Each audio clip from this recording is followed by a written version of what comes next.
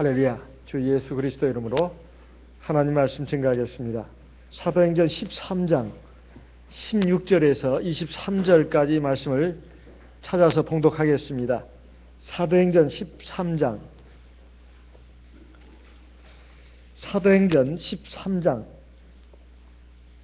16절부터 23절까지 말씀을 읽겠습니다. 바울이 일어나 손짓하며 말하되 이스라엘 사람들과 및 하나님을 경외하는 사람들아 들으라. 이 이스라엘 백성의 하나님이 우리 조상들을 택하시고 애굽 땅에서 나그네 된 그 백성을 높여 큰 권능으로 인도하여 내사 18절 광야에서 약 40년간 저희 소행을 참으시고 가나안 땅 7족속을 멸하사 그 땅을 기업으로 주시고 약 450년간 그 후에 선지자 사무엘 때까지 사사를 주셨더니 21절 그 후에 저희가 왕을 구하거늘 하나님이 베냐민 지파 사람 기스의 아들 사울을 40년간 주셨다가 패하시고 다윗을 왕으로 세우시고 증거하여 가라사대 내가 이새의 아들 다윗을 만나니 내 마음에 합한 사람이라 내 뜻을 다 이루게 하리라 하시더니 23절 같이 읽겠습니다. 하나님이 약속하신 대로 이 사람의 씨에서 이스라엘을 위하여 구주를 세우셨으니 곧 예수라. 역사는 과거와 현재와의 대화다. 이렇게 어떤 역사가가 말했습니다. 그 말의 의미는 우리가 현재를 살고 있지만 과거에 일어난 일들이 현재에도 또 일어날 수 있고 그래서 많은 교훈을 우리가 얻을 수 있다는 것입니다. 과거의 역사는 흘러간 그 지난 일로 끝나는 것이 아니고 죽은 이야기로 끝나는 것이 아니고 오늘의 우리의 삶에도 얼마든지 일어날 수 있고 그래서 올해 우리 삶이 바르고 지혜롭게 사는데 중요한 지침서가 될 수 있다는 것입니다. 뿐만 아니라 미래에 대한 또 이야기도 될 수도 있습니다. 앞으로 얼마든지 또 일어날 수 있는 일이기 때문에 우리는 과거의 역사를 통해서 교훈을 받아야 된다는 것입니다. 하나님의 말씀을 기록한 성경도 마찬가지입니다. 하나님께서 직접 하신 말씀도 있거니와 선지자를 통해서 주신 말씀도 있고 그리고 역사를 통해서 하나님이 또한 말씀하시기도 합니다. 역사 가운데 하나님이 어떻게 권능으로 진리로 역사하셨고 또 그 가운데 불신자들 그리고 하나님을 믿어도 어설프게 잘못 믿는 사람들 또 하나님을 온전히 믿는 사람들의 그 이야기를 기록해 놓음으로써 우리에게 생생한 하나님의 교훈을 주고 있습니다.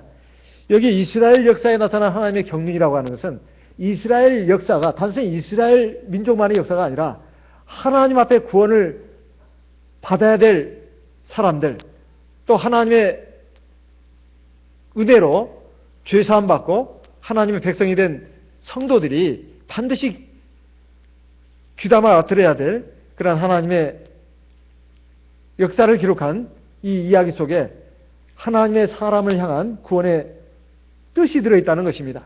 구원의 계획이 들어있다는 거예요. 이것을 바로 바울 사도가 지중해 지역에 있는 비시디아 안디옥의 전도여행을 가가지고 안식일에 유대인의 회당에 들어가서 설교하는 내용 가운데 나온 말씀입니다. 여기에 보면은 이스라엘 사람들과 하나님을 경외하는 모든 사람들아 들어라. 그러면서 이제 이스라엘 백성들의 역사에 나타난 하나님의 경륜을 지금 말씀하고 있는데 맨 먼저 이 이스라엘 백성의 하나님이 우리 조상들을 택하시고 여기서부터 시작합니다. 그러니까 하나님께서 하나님의 구원받은 백성들을 택하셨다는 것입니다. 우리가 하나님을 선택한 것 같지만 사실은 하나님이 우리를 선택했다는 것입니다. 그러면 뭐 예정론과 관련해 가지고 하나님이 밑도 끝도 없이 우리를 택하셨다 그런 말씀은 아닙니다. 하나님은 전지전능하신 하나님이기 때문에 영원 창세 전부터 영원 창세 후까지 모든 일을 한눈에 다 내려다보십니다. 그래서 모든 것을 아시는 하나님이 미리 아시고 그 다음에 미리 정하시고 이게 로마서 8장 29절에 이하에 나오는 말씀 아니겠습니까? 하나님께서 하나님의 백성을 구원하시는 그 과정이 쭉 나오는데 미리 아시고 그 다음에 미리 정하시고 그 다음에 불러내시고 네 번째는 의롭다 하시고 그리고 영화롭게 하셨느니라. 이것이 하나님께서 사람을 구원하시는 과정입니다.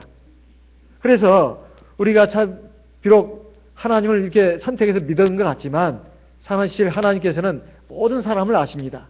누가 하나님을 경외할지 그리고 하나님을 믿고 그 말씀에 순종해서 나올지 아시고 정하신다는 말씀입니다. 그리고 불러내신 그 사람들을 의롭다 하시고 의롭게 하신 그들을 이 세상에 사는 동안에 광야길을 걷게 함으로써 낮에는 구름기둥, 밤에는 불기둥으로 인도하면서 여러 가지 많은 일들을 만나게 함으로써 그들을 연단하시고 훈련해가지고 하나님의 나라에 들어가기에 합당한 백성으로 다듬어 가시고 성숙해 하시는 것입니다. 이런 그 경륜이 이스라엘 백성들의 역사에 나타나고 있는데 맨 먼저 알아야 할 것이 하나님이 우리를 택하셨다는 것입니다. 이것을 예수님께서도 말씀하셨습니다. 요한복음 15장 16절 말씀을 찾아서 읽어보겠습니다. 요한복음 15장 16절 요한복음 15장 16절 같이 읽어보겠습니다. 요한복음 15장 16절 너희가 나를 택한 것이 아니요 내가 너희를 택하여 세웠나니 이는 너희로 가서 과실을 맺게 하고 또 너희 과실이 항상 있게 하여 내 이름으로 아버지께 무엇을 구하든지 다 받게 하려 함이니라. 맨 먼저 주님이 여기에서 말씀하신 내용은 너희가 나를 택한 것이 아니고 내가 너희를 택했다. 하나님이 우리를 택하신 것은 정말로 하나님께서 우리에게 구원의 은혜를 주셨다는 것입니다. 그러니 우리로서는 하나님 앞에 감사할 수밖에 없습니다. 그리고 택해가지고 가만히 내둔 게 아니라 우리로 하여금 열매를 맺게 했다는 것입니다. 열매가 항상 있게 해가지고 우리가 하나님께 구하는 것은 무엇이든지 받을 수 있게 했다. 사실 여기 두 번째 중요한 것이 우리에게 열매를 맺게 한다는 것입니다. 이걸 다른 말로 표현한다면 우리 안에 그리스도의 형상이 이루는 것이고 다른 말로 한다면 성령의 열매가 맺히는 것이고 다른 말로 한다면 알곡 백성이 되게 하는 것입니다. 다른 말로 한다면 하나님의 나라에 합당한 백성으로 완성시켜 나간다는 뜻입니다. 이런 과정이 하나님의 구원의 경륜에 다 들어있다. 이런 말씀입니다. 이렇게 해서 하나님께서 이스라엘 백성을 택하실 때 택하셔가지고 이제 불러내시는 과정이 간단치가 않았습니다. 애국왕 바로가 이스라엘 백성을 놓아주지 않으려고 하니까 하나님께서 10가지 재앙을 애굽 전역에 내려가지고 하나님의 살아계심, 하나님의 유일한 참신이라는 것, 그리고 하나님의 말씀은 엄유하다는 것을 알려주셨습니다. 그리고 하나님을 경외하고 순종하고 나오는 사람만이 구원받을 수 있다고 하는 것을 이스라엘 백성뿐만 아니라 애굽 모든 사람들 그리고 전 세계의 모든 사람들에게 사실은 알리신 것입니다. 그런데 이렇게 큰 권능으로 역사를 하니까 바로 왕이 드디어 항복을 하고 이스라엘 백성을 내보내줬습니다. 그래가지고 그들이 홍해 바다를 또 기적적으로 건너게 되지 않았습니까? 그때 이스라엘 백성들은 그 홍해 바다 앞에서 울부짖으면서 하나님을 원망하고 모세를 원망했습니다. 그렇지만 하나님께서는 모세를 통해서 손을 내밀어 바다를 가리키라고 했을 때 하나님께서 밤새도록 그 홍해 바다 물이 갈라지게 했습니다. 그리고 그 홍해 바다 사이에 난 그 마른 땅 육지를 통과하게 했고 그 사이에 애굽 백성들에게는 그 불기둥이 애굽 백성들을 가려가지고 이스라엘 백성들이 앞에 있음에도 불구하고 접근을 못하게 했습니다. 그런 사이에 밤새도록 동풍이 불게 해서 그 바닷물이 갈라져서 마른 땅이 나타나게 했고 그 길로 밤새도록 또 이스라엘 백성이 건너가게 했습니다. 이스라엘 백성이 건너가는 그 과정을 이제 애굽 군대들이 보게 되었습니다. 그래서 저들을 잡아야 된다 하고 같이 홍해 바다로 들어왔는데 홍해 바다에 들어온 애굽 군대들이 이스라엘 백성들이 다 홍해 바다를 건너고 나서 하나님께서 그 바닷물에 합쳐지게 함으로써 거기서 몰살시킨 거 우리가 너무 잘 알고 있는 역사적인 사실입니다. 그래가지고 이스라엘 백성들이 얼마나 거기서 놀라고 감격했는지 모릅니다. 애굽에서 하나님께서 10가지 그 재앙을 내리신 것만 해도 이스라엘 백성에는 위대한 하나님의 권능이 나타난 것으로 자기를 구원하신 것이니까 정말 하나님께 감사하고 또 감사할 일입니다. 거기에다가 마지막 관문 홍해 바다마저 그 기적적인 하나님의 역사로 바닷물이 갈라져 가지고 건넜다고 하는 것은 이건 인류 역사상 전무후무한 일입니다. 이렇게 놀라운 권능으로 구원하셨다면 마땅히 이스라엘 백성들은 하나님을 경외하고 하나님 앞에 감사하고 그리고 그 믿음과 감사함으로 하나님 말씀을 순종해가지고 끝까지 하나님이 약속한 그 땅에 들어가야 되는데 이스라엘 백성들이 그러질 않았습니다. 그 기쁨이, 그 즐거움과 감사가 바닷물을, 홍해바다를 건너가지고 모세의 누이 미리암을 통해서 모세의 누이 통해서 이 하나님을 찬송한 그 내용으로 나옵니다. 그 나왔을 때 그들은 정말로 하나님 앞에 기뻐하고 감사했습니다. 그런데 이 기쁨과 감격이 불과 며칠을 가지 않았다는 것입니다. 불과 며칠을 가지 않았습니다. 그래가지고 하나님 앞에서 그냥 막 원망과 불평이 쏟아져 나왔어요. 한 14일 정도 간 것으로 성경에는 나옵니다. 한 14일 정도. 열 나흘 만에 하나님 앞에 터져나온 것이 원망이었습니다. 그것이 최소한 1년은 가야 되는데 1년을 가지 못하고 앞에 그냥 양식이 떨어졌다고 또 물이 쓴물이라고 하나님 앞에 막 원망을 시작했다 이 말이에요. 참 우리 믿음 생활도 보게 되면 그와 비슷한 면이 있습니다. 우리가 굉장히 어렵고 힘들 때 하나님 앞에 그때는 막 지푸라기라도 잡는 심정으로 하나님 앞에 눈물로 막 기도를 합니다. 그리고 그 가운데서 내가 믿음 생활 잘 하지 못했던 거, 또 하나님 앞에 신실하지 못했던 내 모습을 드러내면서 또 하나님 앞에 부족했고 죄 많이 진 것을 내놓고 회개하면서 하나님의 구원을 앙망합니다. 그러면 하나님께서 우리의 눈물의 기도, 회개의 기도를 들으시고 또 믿음으로 간절히 자기 하늘 아버지를 찾는 그 모습을 어여삐 보시고 구원의 은혜를 베풀어 주십니다. 그러면 하나님의 백성 된 우리들이 참 그때 굉장히 기뻐하고 감사하죠. 참 하나님의 은혜다고. 정말 너무 감사하다고. 그런데 그것이 또 얼마 못 간다는 것입니다. 얼마 못 가가지고 또 어려운 일을 만나고 괴로운 일을 만나면 또 불평과 원망이 막 쏟아져 나옵니다. 하나님을 향해서.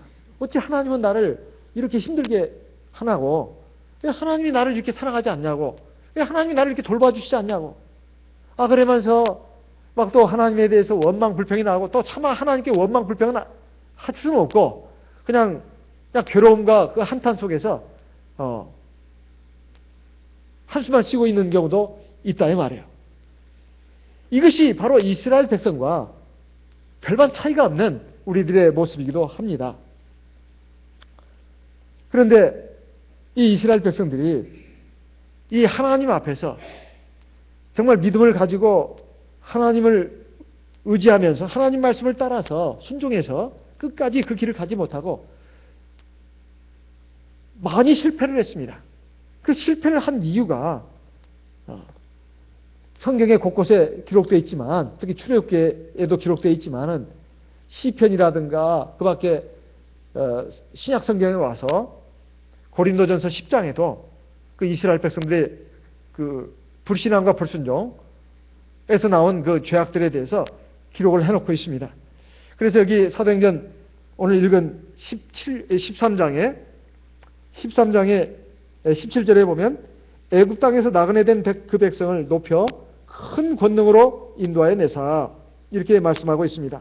그래서 18절에 광야에서 약 40년간 저희 소행을 참으시고 여기 보면 광야에서 약 40년 동안 저희 소행을 참으셨다. 그러니까 하나님이 이스라엘 백성 그 한 사람 한 사람에 대해서 그게 전부 하면 전부가 되겠죠. 얼마를 참으셨다고요? 한 달요? 두 달이요? 1년도 아니고 10년도 아니고 무려 40년이나 참았습니다. 하나님의 자비와 오래 참으심이 얼마나 큰가 하는 걸 알 수가 있습니다. 하나님께서 택하신 이스라엘 백성들을 갖다가 너희들은 내 백성이니까 이제는 너희들은 알아서 하겠지. 그리고 내버려둔 것도 아니고 하나님이 낮에는 구름 기둥으로 밤에는 불 기둥으로 인도하실 뿐만 아니라 그리고 매일매일 하늘에서 만나가 떨어지게 하고 메추라기로 그 고기를 대신해서 먹게 했습니다. 그리고 물이 떨어졌을 때는 반석에서 물이 나오게 해서 그 물을 마시게 했고, 쓴물이 나타날 때는 그걸 단물로 바꿔서 마실 수 있도록 해줬습니다. 그 40년 동안 길을 가면서 옷이 헤어진 적이 없었고 신발이 떨어진 적이 없었다. 발이 부르튼 적도 없었다. 이렇게 신명기 8장에는 기록하고 있습니다. 불뱀과 정갈을 만나더라도 하나님이 다 그것들로부터 지켜주셨다. 이것도 말씀하고 있습니다. 곳곳에서 이방 민족들이 그들을 공격했지만 하나님께서 지켜주시고 보호해 주셨다는 것도 또 역사의 기록으로 나와 있습니다. 그런데 하나님이 그렇게 많이 보살펴 주시고 지켜주고 인도하는데도 이 이스라엘 백성들이 끊임없는 하나님에 대해서 원망, 불평, 불신앙, 또 간음, 그리고 우상숭배 이렇게 나가는데 맨 먼저 나오는 것이 뭐냐면 우상숭배였습니다. 우상숭배. 이건 말도 안 되는 일이죠. 고린도전서 10장에 보면 이스라엘 백성들의 죄가 그 네 가지로 나옵니다. 맨 먼저 나오는 것이 우상숭배입니다. 자, 이것을 기록한 것이 어디에 나와 있느냐? 출애굽기 32장에 나와 있습니다. 출애굽기 32장 1절부터 한번 보겠습니다. 출애굽기 32장 1절. 백성이 모세가 산에서 내려옴이 더딤을 보고 모여 아론에게 이르러 가로되 일어나라, 우리를 인도할 신을 우리를 위하여 만들라. 이 모세 곧 우리를 애굽 땅에서 인도하는 사람은 어찌 되었는지 알지 못하느니라. 2절. 아론이 그들에게 이르되 너희 아내와 자녀의 귀에 금고리를 내게로 가져오라. 3절. 모든 백성이 그 귀에서 금고리를 떼어 아론에게로 가져오매. 4절 같이 읽어보겠습니다.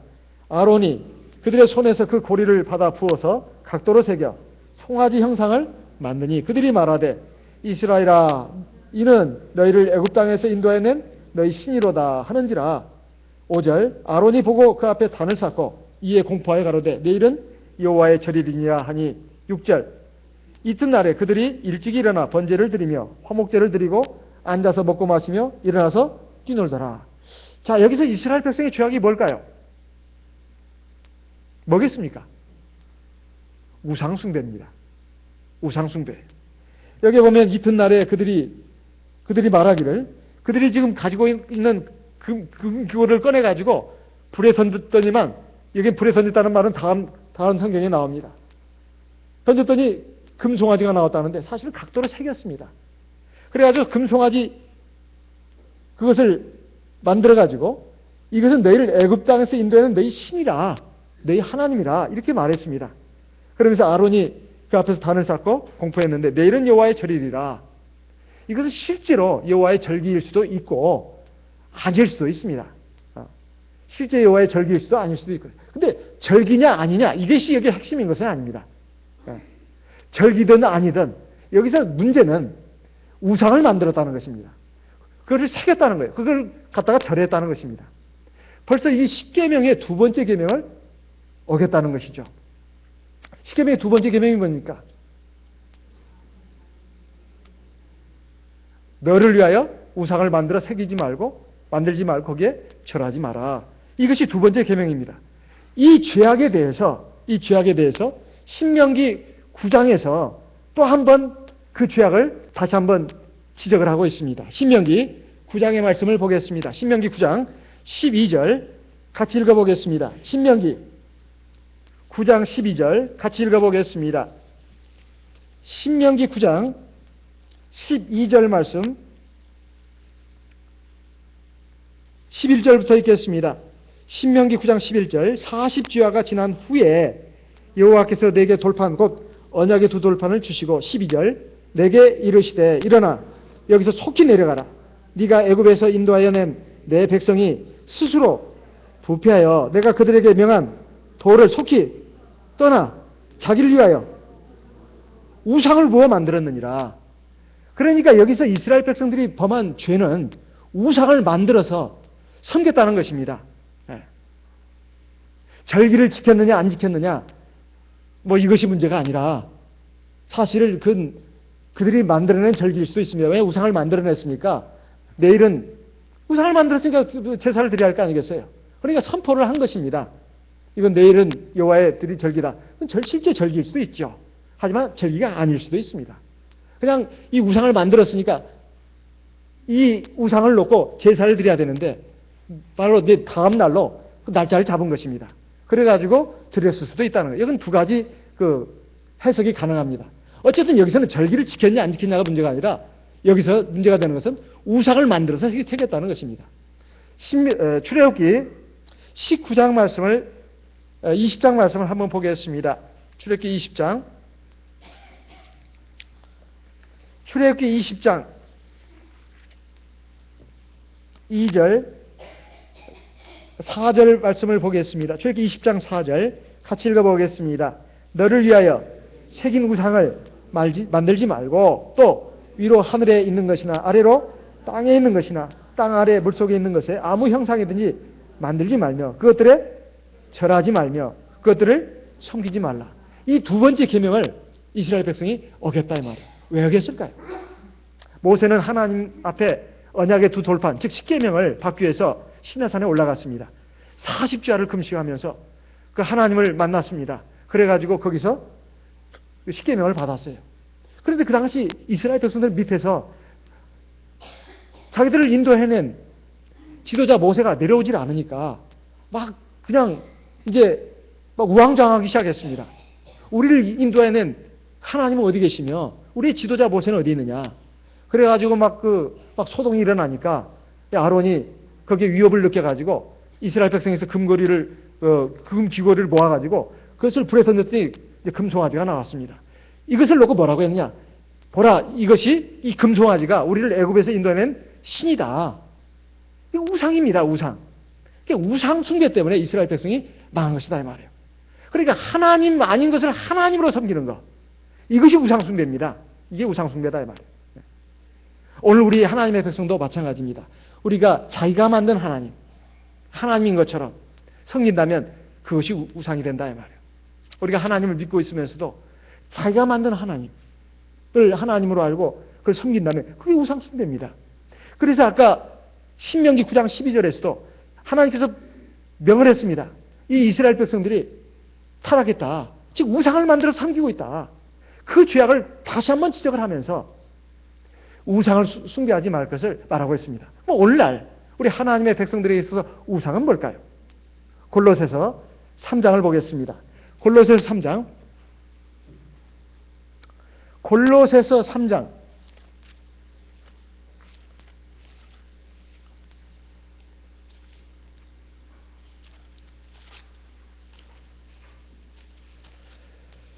골로새서 3장 1절 말씀을 먼저 읽어보겠습니다. 그러므로 너희가 그리스도와 함께 다시 살리심을 받았으면 위의 것을 찾으라.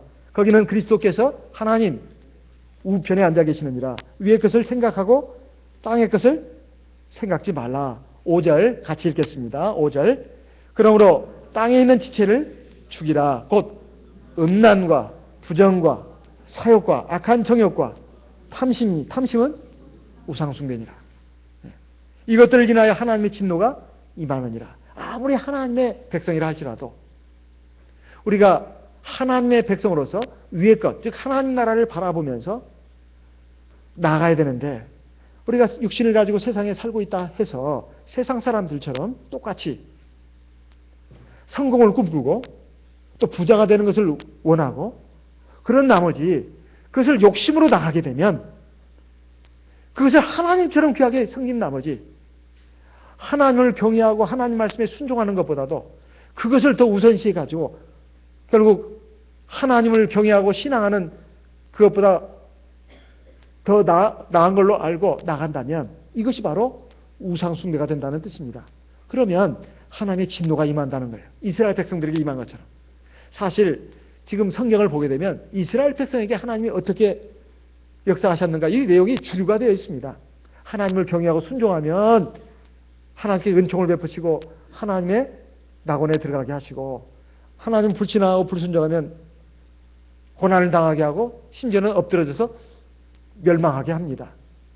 이걸 통해서 우리에게 교훈을 주시는 것입니다. 오늘 저와 여러분도 마찬가지입니다.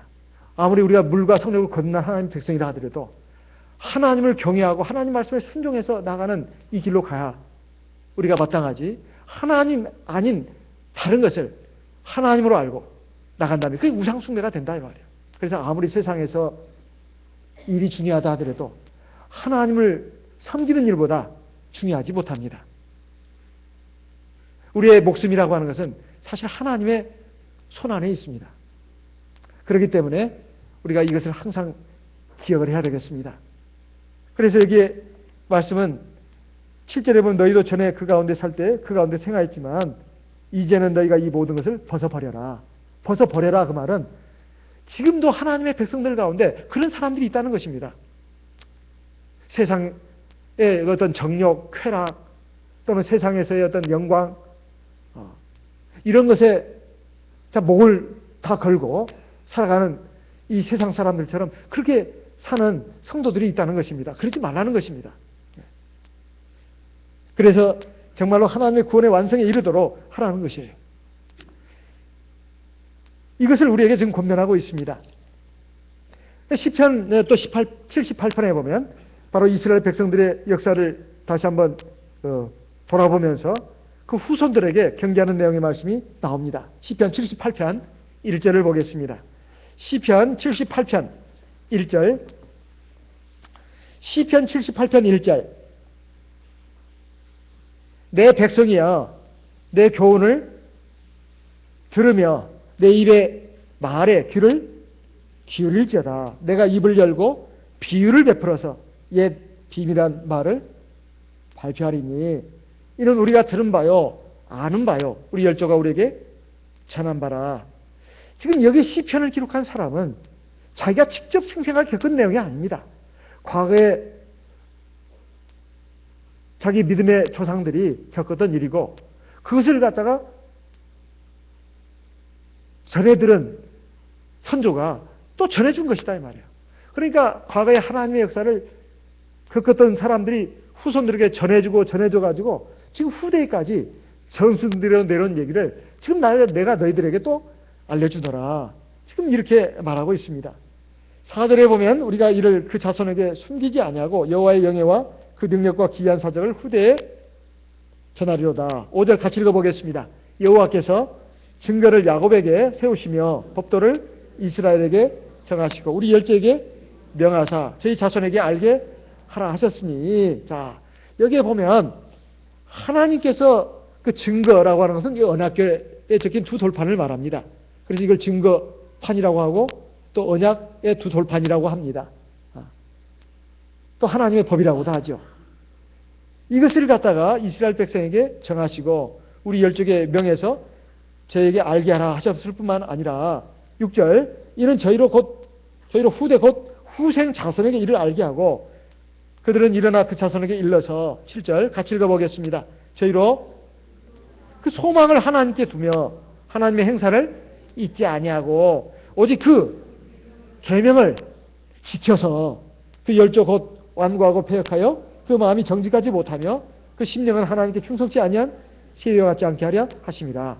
여기 지금 말씀하고 있는 것은 소망을 하나님께 두기 위함인데 그뿐만 아니라 그 하나님의 행하신 놀라운 권능의 역사를 잊지 않고 기억하게 하고 그리고 또 오직 그 하나님의 계명을 지켜서 세상에 멸망한 그런 이방 민족들과 같이 그 되지 않도록 깨우치기 합니다. 이렇게 말씀하고 있습니다. 세 가지를 말씀하고 있지 않습니까? 소망을 하나님께 두고 그리고 하나님의 말씀을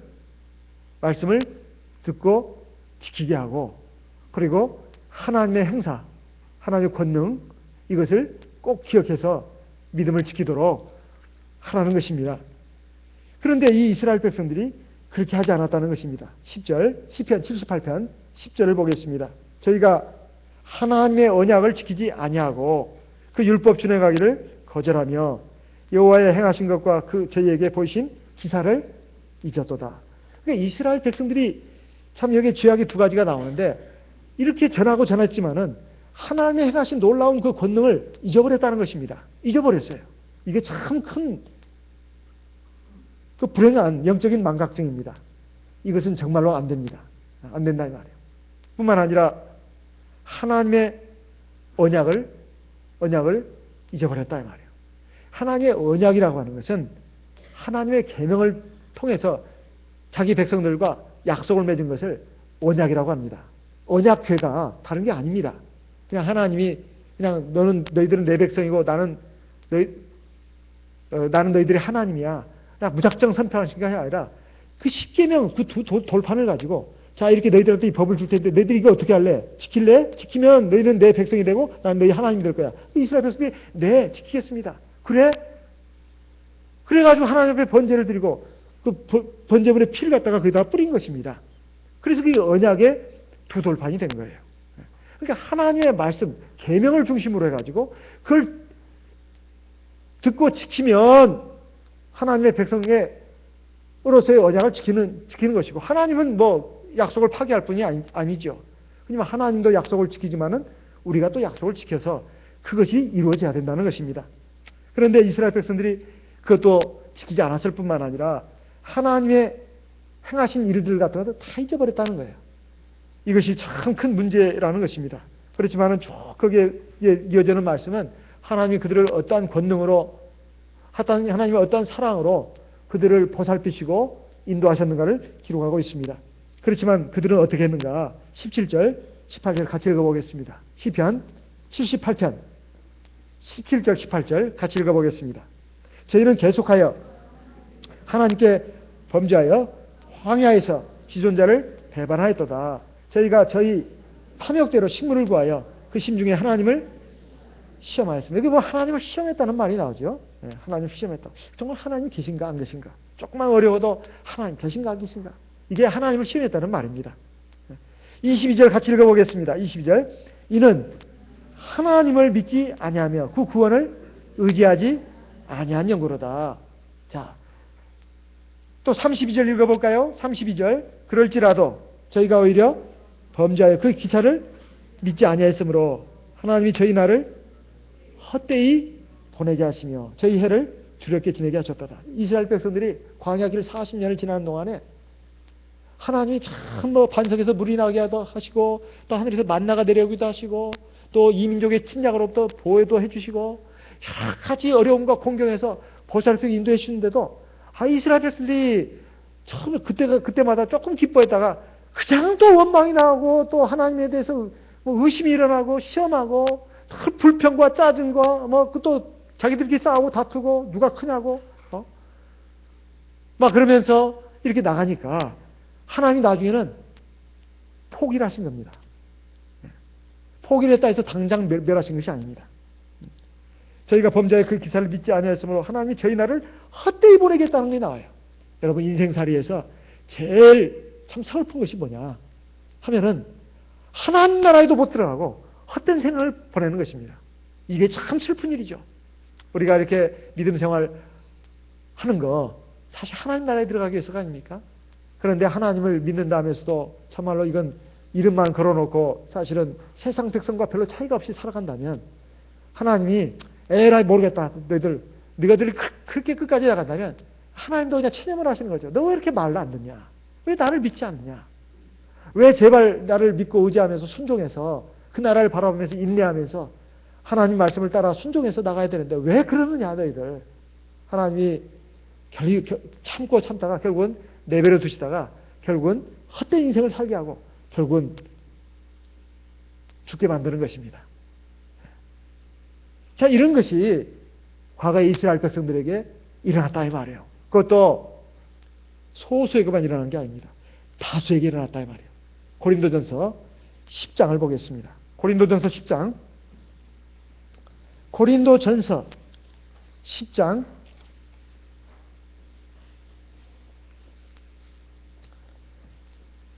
3절 4절. 고린도전서 10장 3절 4절. 다 같은 신령한 식물을 먹으며 다 같은 신령한 음료를 마셨으니 이는 저희를 따르는 신령한 반석으로부터 마셨음에 그 반석은 곧 그리스도시라. 5절 같이 읽겠습니다. 그러나 저희의 다수를 하나님이 기뻐하지 아니하심으로 저희가 광야에서 멸망을 받았느니라. 여기서 저희의 소수입니까? 다수입니까? 다수요. 다수라는 말은 대부분이란 말입니까? 대부분이 아니란 말입니까? 대부분이란 말입니다. 실제로 여호수아와 갈렙 빼고는 다 죽었습니다. 대부분이라는 것이 무슨 3분의 2 정도가 아니에요. 4분의 3도 아닙니다. 5분의 4도 아니에요. 거의 99% 이상입니다. 2명 빼고는 다 죽었다 이거예요. 처음에 200만 명이 나왔습니다. 그 200만 명 중에서 2명 빼고는 다 죽었다 이 말이에요. 그럼 나머지는 뭐예요? 광야에서 태어난 2세대들입니다. 왜 하나님이 그렇게 중간에 다 죽게 하려고 다 불어내신 것입니까? 그건 아니죠. 하나님의 책임일까요? 아닙니다.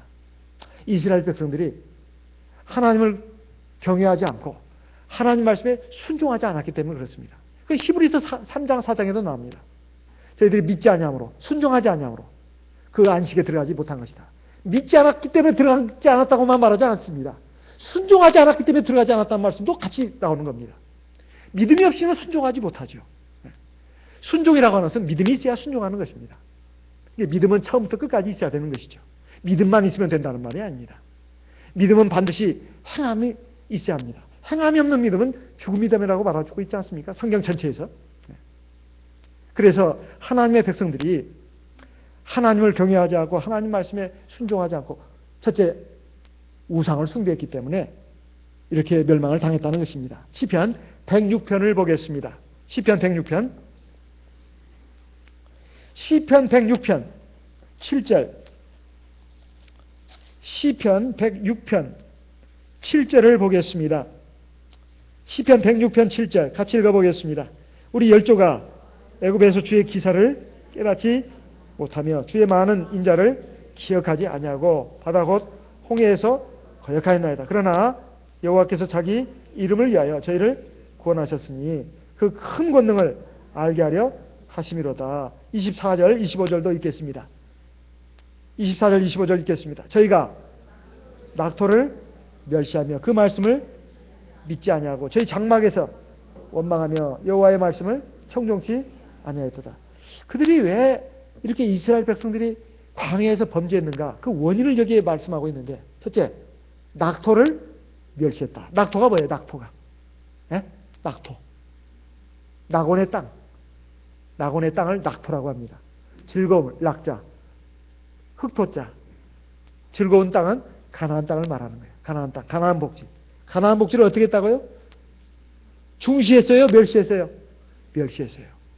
아니, 뭐 하나님 나라 그 죽어봐야 알지 뭐 그 있는지 없는지 그리고 아직도 먼 일인데 뭐 그러면서 그냥 이 현세의 삶에 푹 빠져가지고 세상 사람처럼 그렇게 그냥 욕심부리고 또 헛된 일에 그냥 바쁘고 이렇게 나가면 결국은 하나님 말씀도 들어도 그 말씀이 긴가 민가 긴가 민가 이렇게 하면서 하나님 말씀도 잘 순종도 안 해요. 그리고 하나님 말씀 들어도 막 속에서 막 튕기는 마음이 일어납니다. 꼭 그래야 돼. 꼭 그래야 돼. 우리 어떤 목사님이 참 눈을 흘리면서 그런 흉내도 잘 내요. 꼭 그래야 돼. 이렇게 그런 경우가 있죠. 참 재밌게도 말씀하시는데 하나님 말씀이 꼭 그래야 돼. 그냥 막 속에서 막 치받치는 마음이 일어나는 그런 경우도 많습니다. 우리 성도님들이 가만히 이렇게 들어도 꼭 길 것 같은 땅으로 듣는 분이 간혹 있어요. 하나님 말씀을 이렇게 순하게 받아들이는 게 아니라 막 튕기는 거예요. 속에서 막 치받치면서. 꼭 그래야 돼. 그러면 세상을 어떻게 살아라고. 막 이런 식이에요. 하나님 말씀 그렇지만 꼭 그런 건 아니야. 자기 생각으로 하나님 말씀을 막 묵살을 내버리는 겁니다. 막 가이질을 해버려요. 다 가이질 해버리고. 자기의 마음에 맞는 말씀만 속속 빼가지고 요거 말씀만 내가 그래도 가져야지. 그건 아니죠. 일반 교회가 그러잖아요. 가이질 다 하잖아요. 자기들의 그것만 딱 맞는 것만. 그것은 잘못된 것입니다. 하나님의 말씀을 전체적으로 다 이해하고 그걸 통일성 있게 해서 그걸 다 받아들여야지. 그 어떤 말씀은 그냥 다 가이질해서 쭉 잘라내버리고 그냥 그냥 잘라내고 나면 나중에 이것밖에 안 남아. 그것만 가지고 구원받을 수 있다면 괜찮겠어요. 하지만 그건 아니지 않습니까? 하나님의 말씀은 다 연결성이 있고 통일성이 있어가지고 하나님의 말씀은 어느 하나도 소홀히할 수 있는 말씀이 없습니다. 그런데 그 말씀을 믿지 않는 이유가 육신적인 삶, 그리고 현세의 삶에 붙들려 있기 때문에 저 낙원, 저 하나님의 나라는 아주 먼 곳에 있는 것으로 그리고 현실성이 없는 것으로 생각하기 때문에 이게 멸시하는 것입니다. 정말 이스라엘 백성들이 가나안 땅에 들어가는 것을 멸시했기 때문에 하나님 말씀 믿지 않은 거예요. 이게 순종이 안 일어나죠. 그러면 어떻게 될까요? 25절 다시 한번 읽겠습니다. 저희 장막에서 어떻게 했다고요? 원망하며 여호와의 말씀을 청종치 않았다. 원망도 이겁니다. 우리 항상 현실 가운데 하나님의 섭리가 있고 하나님의 손길이 있다는 것을 인정해야 합니다. 내가 좋을 때, 형통할 때 물론 하나님이 은혜 베푸신 것입니다. 하지만 내가 어려울 때, 힘들 때, 괴로울 때, 슬플 때 거기도 하나님의 손길이 있는 겁니다. 나에게 뭔가를 깨닫게 하려고, 나를 하나님 앞에서 온전히 세우려고 사실 하나님께서 좋지 않은 것도 또 괴로운 것도 힘든 것도 주시는 겁니다. 그래야 내 한계도 깨닫고 내 연약함도 깨닫고 내 부족함도 깨닫고 내 어리석음도 깨달아서 하나님을 전적으로 경외하게 되고 하나님을 의지하게 되고 하나님의 구원을 앙망하게 돼 있다 이 말이에요. 하나님 앞에 겸손이라고 하는 것은 다른 게 아닙니다. 내 힘을, 내 지혜를, 내 능력을 믿지 않는 겁니다. 그리고 내 생각을 믿지 않는 거예요. 내 주관, 내 감정, 내 사상을 믿지 않는 것입니다. 오로지 하나님 말씀 앞에 나를 굴복시키는 거예요. 이것이 바로 겸손입니다.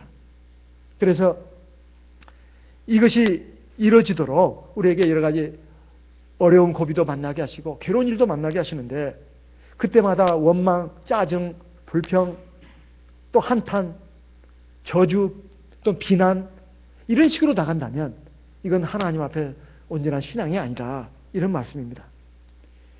이것도 장막에서 원망했다고 나옵니다. 이 장막이 어떤 장막일까요? 바로 하나님의 장막이죠. 하나님의 장막, 그 교회 생활하면서 이런 뜻입니다. 보통 여기 장막이라고 하는 것은 이스라엘 백성의 장막이라고 하는 것은 하나님의 교회를 말합니다. 옛날에 그 성막이 이동식 성막이었거든요. 성막, 장막입니다. 그래가지고 나중에 솔로몬 시대에 가서 성전이 된 것이죠. 그러니까 하나님의 그 이동식 교회에서 성전에서 이렇게 하나님을 원망했다 이 말이에요. 하나님이 늘 함께 하시는데, 역사하시는데. 그래서 우리는 눈이 오나 비가 오나 화창한 날이나 형통한 날이나 할 것 없이 늘 하나님을 경외하고 의지해야 됩니다. 그리고 하나님 말씀에 순종해야 된다 이거예요. 어떤 상황에 우리 마음이, 우리의 생각이, 감정이 요동치지 않고 늘 하나님의 말씀을 따라서 내가 굳게 서고 나가겠다는 이런 마음으로 나갈 때 사실 우리 마음에 하나님이 진정으로 평안을 주십니다. 그리고 정말로 능력으로 역사하십니다. 이것이 바로 온전한 신앙인 것입니다. 그런데 이스라엘 백성은 그렇지 않았다는 거예요. 그래서 26절, 27절에 보면 이러므로 저가 맹세하시기를 저희로 광야에서 엎어지게 하고 27절 또 그 후손을 열방 중에 엎드러뜨리며 각지에 흩어지게 하리라 하셨도다. 여기에 보십시오. 하나님께서 스스로 맹세하신 겁니다. 도저히 40년 동안 참고 참다가 드디어 광야에서 엎드려 죽게 만든다는 거예요. 가나안 땅에 들어가지도 못하겠다는 것이죠. 이것은 구원받지 못했다는 그런 뜻입니다. 뿐만 아니라 열방 중에 넘어지게 했다는 거예요. 세상 이방 민족들이 볼 때도 참 저게 뭐냐, 하나님 믿는 백성들이. 그리고 각지에 흩어지게 만들었다고 나와요. 이것은 하나님의 백성으로서 구원의 완성에 이르지 못하고 그냥 결국은 흩어지는 백성들이 되고 말았다는 뜻입니다. 이것이 바로 우리에게 하나의 귀한 교훈이 됐다는 뜻입니다. 오늘 저와 여러분에게 주신 교훈이라고 또 바울 사도는 말하고 있습니다.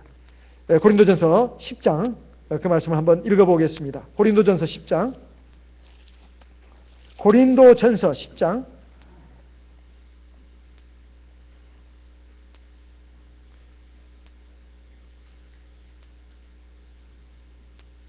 10절부터 보겠습니다.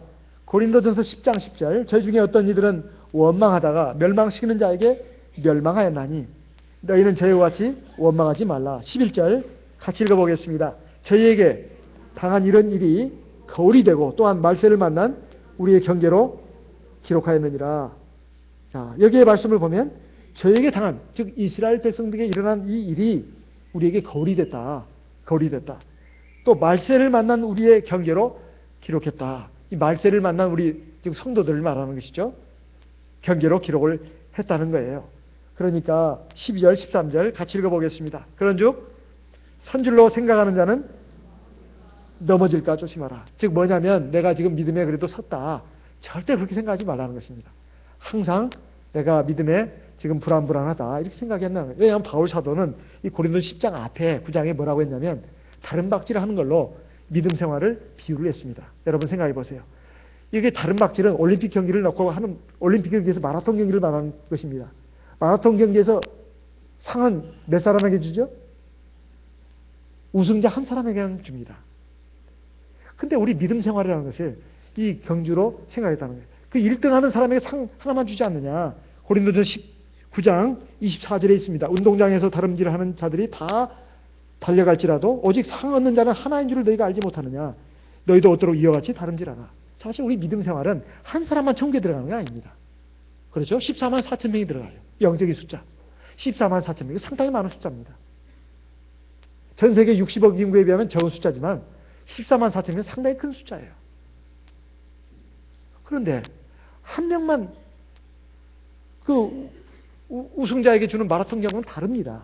그런데 바울 사도는 말하기를 그 올림픽 마라톤 경기에서 딱 한 명에만 주는 것처럼 한 명만 주니까 뭐예요? 1등 해야 돼 무조건. 아 나는 10등 안에만 들어가면 돼. 20등 안에만 돼. 우리가 보통 대학 시험 보거나 취직 시험 보면 뭐 삼성이나 뭐 현대나 뭐 100대 1 그럽니다. 그러면 거기서 한 5천 명 뽑는다고 했을 때 5천 등 안에만 들어가면 돼. 그러니까 내가 5천 등 안에만 5천 등만 하면 돼. 그래가지고 5천 등 해가지고 5천 등 딱 하니까 딱 5천 등 됐어요. 그런 식으로 생각하고 믿음 생활 하지 말라는 것입니다. 삼성에서 몇 명 뽑는다고요? 한 명 뽑는다. 하늘나라에 딱 한 명만 들어간다. 그러면 죽을 똥 살 똥 내가 다른 사람보다 믿음을 더 열심히 해야 된다는 거예요. 난 저 사람 믿으면 참 좋은데 난 저 정도는 안 하고 그냥 저 카틀라에만 넣으면 돼. 그런 식으로 하지 말라는 거예요. 그런 식으로 하지 말라는 겁니다. 딱 한 사람만 들어간다는 그런 마음으로 믿음 생활을 하라는 거예요. 그래서 바울 사도가 이건 참 바울 사도 겸손의 말이 아닙니다. 내가 내 몸을 쳐서 27절 9장 27절 복종하게 하면 내가 남에게 전파한 후에 내가 도리어 버림이 될까 두려워함이라. 이건 보통 우리가 바울 사도가 참 겸손한 사람이라 이렇게 말한 것으로 생각합니다. 그게 아닙니다. 정말 우리가 믿음 생활에 있어서 최선을 다해야 된다는 거예요. 점만 찍으면 된다. 그거 아니다 이 말입니다. 최선을 다해야 된다 이 말이에요. 최선을. 네. 정말 마라톤 경기에서 1등에게만 상을 주는 그 경기를 달리는 것처럼 그렇게 믿음 생활을 해야 하나님 나라에 꼴등으로 들어갈 수 있다 이 말이에요. 꼭 한 명만 들어간다는 말이 아니라. 그래서 이 마라톤 경기를 얘기를 한 것입니다. 그런데 우리가 신앙생활을 적당히 해도 된다. 그건 참 부담되는 말이거든요. 열심히 하라고 하면 참 부담돼. 적당해도 들어간다. 이건 참 부담 없는 말입니다. 사람들의 귀에는 부담 없는 말이 참 편하게 들려요. 참 편하게 들려. 부담 주는 말은 참 힘들게 들립니다. 그렇지만 성경 말씀은 우리에게 은혜를 강조하는 말씀도 있지만 우리의 경각심을 불러일으키는 말씀도 많습니다. 우리가 그걸 종합적으로 받아야 되지 어느 한 말씀만 하나님의 은혜와 사랑이다 해가지고 무조건 그냥 막 나태한 신앙생활을 되고 그렇게 생각하면 안 되죠. 우리가 하나님께서 우리를 깨우치시고 깨우쳐 주실 때는 사실은 우리에게 더 잘 되라고 하시는 것입니다. 정말 하나님의 권의 완성에 이르도록 하기 위한 것입니다. 그렇다면 지난날 이스라엘 백성들의 다수를 하나님이 기뻐하지 않았다고 나옵니다. 다수를. 그리고 40년 동안이나 참았다고 나와요. 그러니까 우리가 하나님께서 지금 우리를 보실 때 지금 다수를 기뻐하실 것인가 아니면 다수를 기뻐하지 않을 것인가 한번 하나님의 눈에서 한번 볼 필요가 있습니다. 그 다수를 기뻐하지 않는다 했을 때 혹시 내가 그 안에 들어가 있지 않은가? 그렇다면 내가 정신을 차려야 되지 않겠습니까? 그래도 하나님이 나를 참 기뻐하시겠다. 그럼 다행입니다. 그럼 다행이에요. 기름 준비한 슬기로운 5 처녀가 되어 있다면 그럼 참 다행인 것입니다. 그렇게 해서 하나님의 나라에 들어갈 수가 있다면 그건 참으로 행복한 일입니다. 그렇지 않다면 우리가 내 자신을 한번 돌아보고 내 믿음 생활, 내 속사람의 지금 영성의 상태 이것을 다시 한번 점검해 볼 필요가 있고 하나님 앞에서 회개할 필요가 있습니다. 그리고 하나님의 도우심을 구할 필요가 있습니다. 오늘 들으신 말씀을 기억하시고 우리 하나님 앞에 기도하겠습니다.